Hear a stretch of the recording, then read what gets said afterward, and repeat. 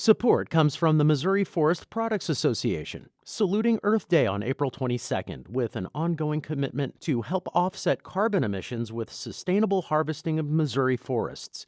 Details at choosewood.com. It's Wednesday, July 21st. This is The Gateway. I'm Wayne Pratt. St. Louis City and County are considering further steps to slow another potential wave of COVID-19. In a joint statement, health officials say the number of new cases per day is up nearly 35% in just a week.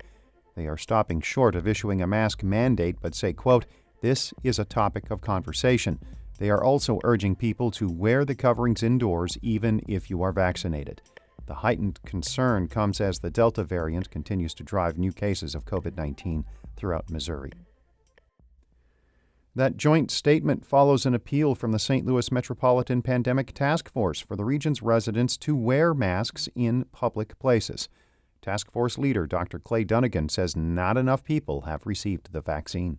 The problem is that we didn't achieve the level of vaccination needed to protect us against a surge of more transmissible variants, such as the Delta virus that we're currently facing. Dunnigan adds that more contagious Delta variant and relaxed public health measures are making things worse. The appeal for masks is just a recommendation, but still differs from federal officials who say fully vaccinated people can resume activities without wearing a mask or social distancing. As health officials try to put off a third wave of the pandemic, Missouri will announce a statewide vaccination program today. Governor Mike Parson will unveil the initiative at a news conference in Jefferson City. He will also announce the new full-time director of the Missouri Department of Health and Senior Services. A longtime president of Harris Stowe State University has died. Henry Givens, Jr. served as president of the historically black college in St. Louis for 32 years before retiring in 2011. Student enrollment at Harris Stowe tripled under his leadership. Givens died at home yesterday of unknown causes. He was 90.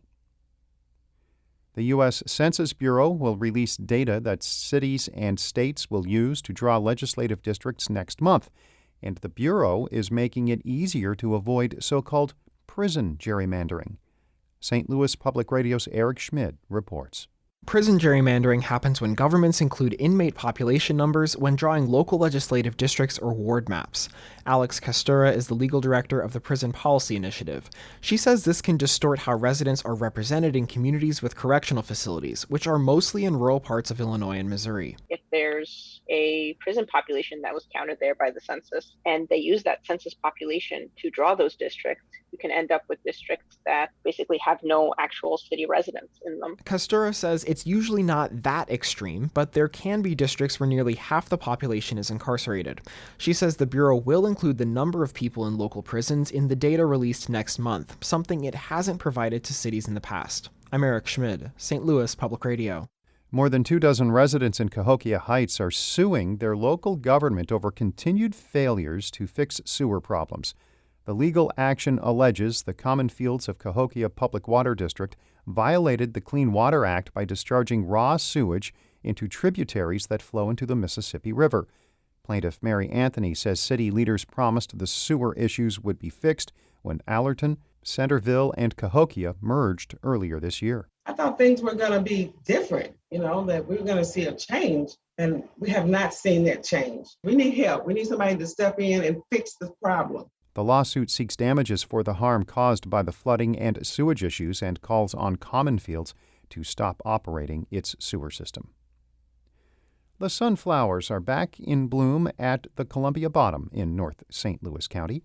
As St. Louis Public Radio's Kendall Crawford reports, the Missouri Department of Conservation's Fields of Flowers is open for public viewing again this summer. People come from all over the area to snap a selfie with a sunflower. But MDC Wildlife Management biologist Luke Wemhoff says it's about more than just getting the perfect Instagram photos.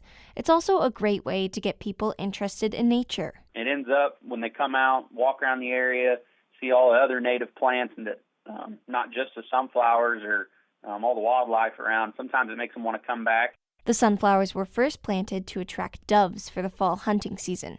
Now that it's a popular photo destination, MDC planted more flowers to extend the season. This year, the fields will be open and in bloom from sunrise to sunset all the way through mid-August.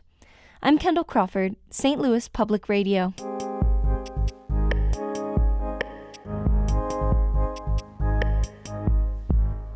Ronald Young taught art in St. Louis and Kirkwood for more than 3 decades before becoming a full-time artist. He makes sculptures from debris around North St. Louis. An exhibition of Young's work at the gallery at the Kranzberg reflects African ideas about recalling the past. St. Louis Public Radio's Jeremy Goodwin asked Young how the objects he has found in the street led him to a new kind of art. My first year at graduate school at Washington University, I was stumbling through the dark. I didn't want to paint anymore. I didn't want to work with anything familiar.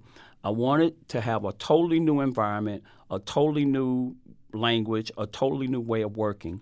I just started collecting stuff without even knowing where I was going with it. I just started collecting materials. Materials like what? Bricks, burnt wood, tools, rusty items. It's almost like they called me. I would ride down the street and I would see something, slam on the brakes, jump out, throw it in the back of my truck. I didn't even know what I was going to do with it. Eventually, what I began to understand is that these objects had a voice. I gave it a voice, but they resonated with me. And I started kind of looking back in history and understanding that the whole concept of power objects. What's a power object? The concept of power objects comes from the belief, the African diaspora belief, that all objects in nature have a soul. And what I began to understand is that because these objects were touched by human, they have a life. They lived a life. You can actually look at the objects and you see the rust and you see the use of it. I use them to just make a statement about the strength and the resiliency of the community. Well, your exhibition, The Prevalence of Ritual, Yes. at the Kranzberg Gallery. Yes. There's a lot of charred wood, rusted pieces of metal, nails, twisted rope. Yes. Photographs of doorways in brick buildings that Yes. are in disrepair. Yes. And being in the presence of this, there's a feeling of history, of maybe continuity Yeah. with the ancestors. Yeah. For me, the history is I ride down these streets on the north side. As I ride through these areas, I ride through the Ville, I ride through Old North, and I remember what the neighborhood used to look like and what it looks like now. And I needed to make people see what I saw. It's all this history that's there that we just kind of don't pay attention to or don't value. I think that people need to really take another look. I want to be sure we talk about and get straight a little bit the thematic underpinnings here Okay. in terms of traditions that you're tapping into Okay. that go across the ocean to Africa. Right. We talked about the power object. Right. Tell me about Sankofe. Sankofe is the African concept of understanding one's past in order to move forward. And that's embedded at the heart of this That's project. embedded at the heart of this. I'm more interested in things that have a character, things that have lived, that you can actually look at them and you can see this object has been around a while. And if you stand before it, something in your gut is going to happen. A friend of mine says you look at it until you see it. Would you describe these sculptures as beautiful? Yeah, I think they're beautiful. I often say that my work is it can be dangerous if you stand too close to it. It'll scratch you. You mean physically dangerous? Physically, yeah, Okay. yeah. Don't lean against it. Yeah. But that's the purpose. The works are intended to evoke a feeling of, boy, if I stand too close to that, I could get hurt. And I'm like, yeah, but the hurt that the community is feeling. And I really don't want to get into the politics of it because it takes away from the art. You know, I just wanted to make a statement about the community and the ability of people to literally let these areas deteriorate. That was St. Louis Public Radio's Jeremy Goodwin speaking with artist Ronald Young. Our David Casares edited that report. Shula Newman is the executive editor of St. Louis Public Radio, a listener-supported service of the University of Missouri-St. Louis. Music by Ryan McNeely of Adult Fur. I'm Wayne Pratt. This has been The Gateway.